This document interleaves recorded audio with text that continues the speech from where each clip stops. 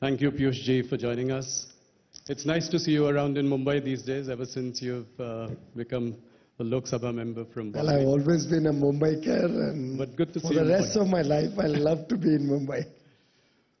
So, Piyush ji, the first question. As turnarounds go, I think the Maharashtra victory was a spectacular turnaround. This audience understands the value of turnarounds. Hand on your heart, my first question is, were you really expecting 132, a 90% strike rate?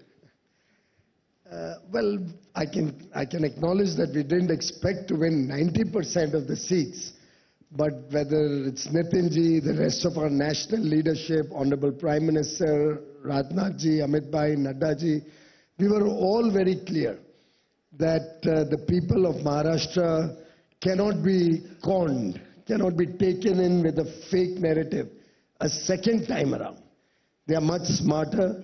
Maybe at one point of time, 6 months ago, a lot of people did not come out in full big strength to vote.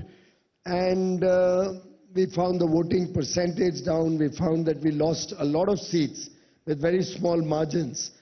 The difference really even in June was not big. The difference between the winning side, the Maha Vikas Aghadi, and our combination was only 200,000 votes. It was not something which was a big loss.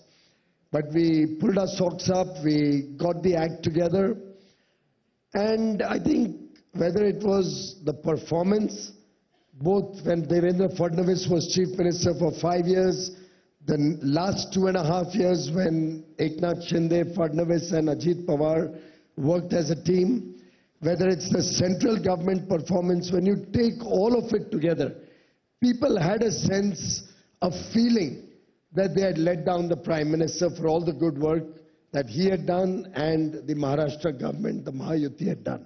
And therefore, it's the first time in many, many years, you must be looking at the statistics, we saw a larger turnout in the assembly election. 5% bump up in assembly election is something we have not seen in any election.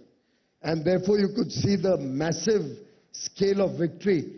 I think it's a fitting testimony to the work that has happened over the last 10 years. So, Piyush ji, what really worked? Was it Ladki Behna scheme, or was it batoge to katoge or ek hai to safe hai?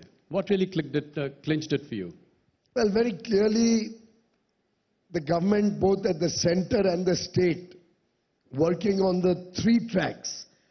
One of the tracks was setting the macroeconomic fundamentals of the country right, strengthening the economy. The second was what we just discussed at great length with Nitinji, the thrust on infrastructure, which obviously meant larger investments coming into the country, jobs being created, and a general sense that the country is on the move. The world today recognizes India as the growth engine of the world economy. And the third thrust was always on public welfare. The idea being that every single child born in this country should not ever want for the basic needs of life. You know, we made sure, Prime Minister Modi has been focused through 10 years to make sure that roti, kapda, makan, bijli, sadak, pani, swasth, shiksha, aaj ke paripeksh mein digital connectivity, these are ensured for everybody. So I think the performance and politics of performance was at the core of our victory. The Maharashtra government came out with a lot of very good schemes, particularly the Ladki Behna scheme, because we are recognizing and empowering 2.5 crore sisters. This empowerment, this monthly empowerment, will ensure that they will never have to look up to somebody for their day-to-day needs. And of course, one cannot deny that the opposition once again tried to create the second time around the fake narrative, dividing Indian society on caste, on language, on religion. And the people of Maharashtra, just like the people of Rajasthan, Haryana, Uttar Pradesh, the 4 states where we had a little lower performance in May and June of 2024, all these 4 states gave a resounding result, a victory to the Bharatiya Janata Party and the NDA, in a way reflecting on the spirit of hum ek hai to safe hai. The country came together. The country rallied around that we will not allow anybody to divide us on caste, creed, religion, language, state, any of these divisive politics. You know, Piyush ji, on the Ladki Behna scheme, in Madhya Pradesh also you had a resounding victory. Similar scheme was there. Prime Minister was the first to attack this Revdi culture in a big way. In fact, it was very bold of him to say that. Does it at all worry you that, these schemes, this competitive kind of populism is going to hurt us in the long run? You talk about infrastructure development, you talk about, will one come at the cost of the other? First of all, let me correct the perspective of what we mean by Revdi culture. Look at Prime Minister Modi's 10 years in government. From day one, he spoke about women-led development. He looked at women at the fulcrum of India's growth story. He recognized that if we empower our sisters, our daughters, to play a greater role in India's growth story, then only the country can become a developed nation. After all, how could we have a situation that barely 11% of our women are participating in the formal economy? A lot of the work that our women did was never recognized, was never rewarded. All the work they did to even keep our tradition, our culture, our heritage, our family value systems, looking after homes, doing two-shift, working in the fields, working in homes, working in factories, yet keeping our families and our value systems alive. I think the women of India played a phenomenal role. Yes. And therefore, in the 10 years, we made sure that we gave 80 crore people, the less privileged, the poor, the lower middle class, free food grains. We wanted to make sure nobody is ever deprived of health care. 55 crore people got free health care. Now another 12 crore above 70, irrespective of income level here. Yes. So we've had some cases where even billionaires have done injustice to their older parents. So Prime Minister was very clear, everybody above 70, his health care should be taken care of. We created 12 crore free toilets so that no woman ever has to lead a life of indignity. No girl child has to go to the fields. We made sure that our cooking gas connection go to every home. We are now making sure water goes to every home through the Jal Jeevan Mission, Nal Se Jal.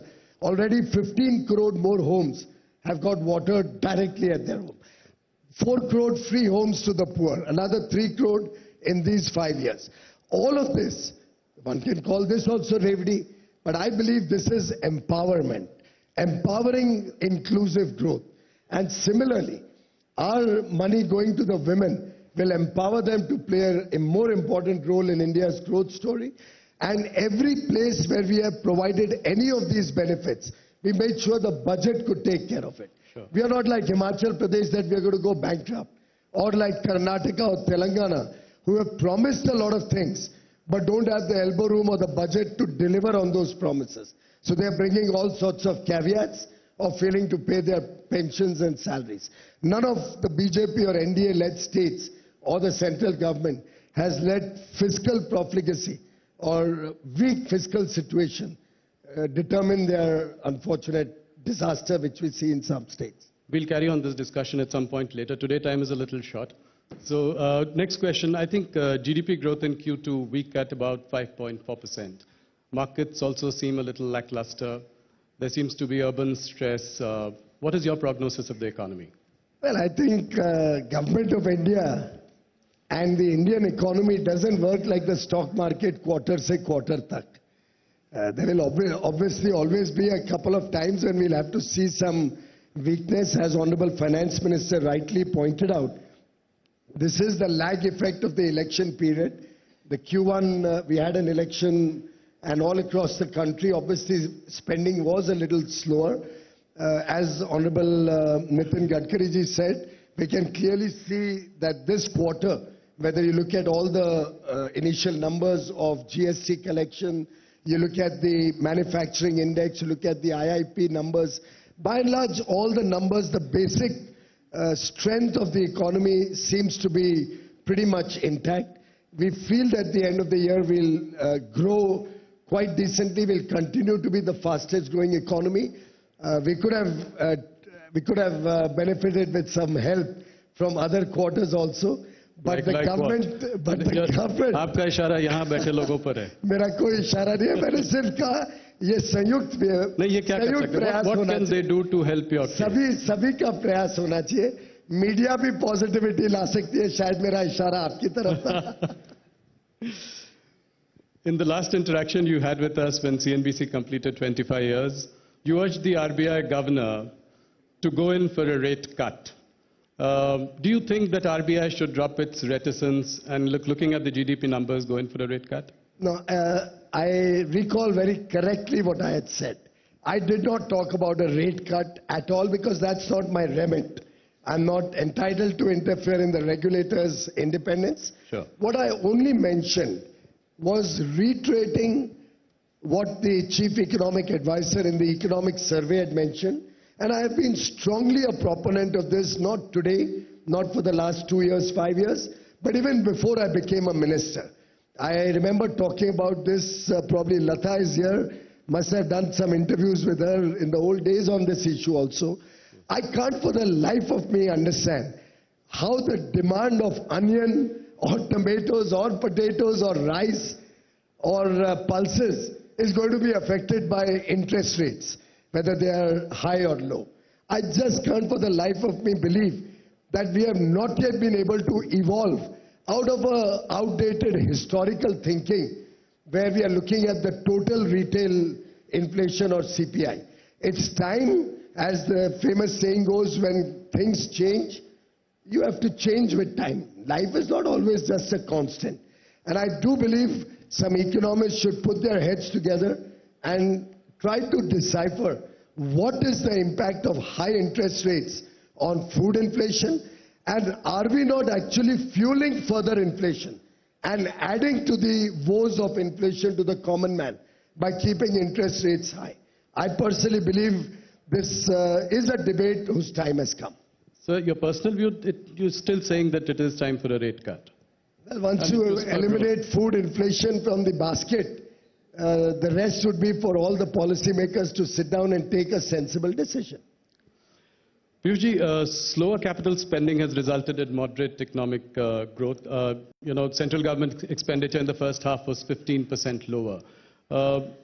What can the government do to, meet the target in the coming months? Well, I can share with you that including, and Nitinji will bear me out, including in our cabinet meeting yesterday, the Honorable Prime Minister has urged all the ministers to focus on making sure that we meet our capex targets, and he himself is extremely focused to make sure that the economy remains on track. And I can share with you, just recently, there have been some reports about case studies being done on Pragati, for example. Yes. Prime Minister himself monitors large projects, himself monitors what is the obstruction that is causing capex to slow down.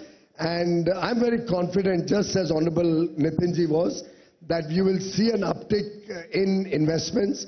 Already the third quarter shows the green shoots of greater capex spending and investments. You mentioned about the stock market slowing down. I think it's just vacillating. It's not really gone down in a very, very drastic manner. Range bound, yeah. Yeah, it's just been a little bit of ups and downs. And we in government believe that we have to stay the course. We have to focus on ease of doing business. We have to focus on a strong fundamental economic situation where all the basic building blocks of the economy are addressed. The rest will follow automatically. Just one or two quick questions. You've said in our last interaction, when CNBC, you said that Donald Trump is a friend of India. How do you view his latest threat on punitive tariffs to BRIC countries, of which India is one? No, he did not mention India. Rahul ji, आप paper भी ठीक से नहीं पढ़ते हो यार. मैं paper बनाता ही नहीं हूँ. I'm sure, as you all read, that the comment that Mr. Donald Trump had made was on Canada, yes, Mexico, and China. And India is very proud that we are one country which is very transparent in its practices, in our business working. We have no hidden subsidies. We do not at all provide any sort of incentive for export, which can distort the export market. And our trade with the US is fairly balanced. We may have a little bit of a surplus on the goods side, but then we spend nearly $20 billion in the students who are studying in various universities in the US. Yes. We have a lot of defense purchases from the US. We spend very heavily on our technology payments to the US. So our partnership with the United States is beyond just a number. It's very, very strategic, it's very deep, and the friendship that Prime Minister Modi shares with President Trump is truly an exceptional friendship, something which is very, very personal at an emotional level. And over the 10 years, we've worked with the Obama administration, the Trump administration, the Biden administration, and every single period, the friendship with the US has only got better. And I'm sure the next 4 years are again going to be a great time for the US-India partnership. Just one last question. How do you view the attacks on Hindus in Bangladesh and Bangladesh's friendly relationship now with Pakistan? Do you think that, do you rule out any punitive economic measures? Well, I strongly condemn what is happening to the Hindus in Bangladesh. I have the confidence that the government there will act on it. We have our Foreign Secretary visiting Bangladesh on Monday to meet Mr. Mohammad Yunus and other senior leaders. The government of India has taken it up at every level very, very strongly. And all such efforts to attack people on the basis of caste or religion is truly condemnable.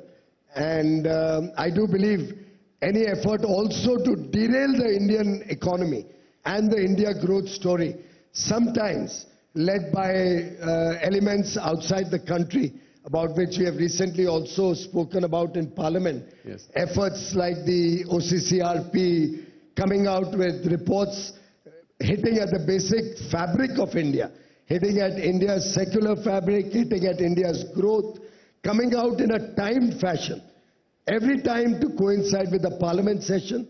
Such efforts often funded by vested interests inimical to India's growth story and growing importance, and very often also fueled by people from India, is extremely sad. I think when it comes to India, when it comes to Bharat, 140 crore Indians should stand united for the good of our people. It's unfortunate that so many years after history in the past, we had Jaychands once upon a time causing loss to the country. Sadly, we continue to have Jaychands amidst our midst even today. Piyush ji, thank you so much for joining us. Ladies and gentlemen,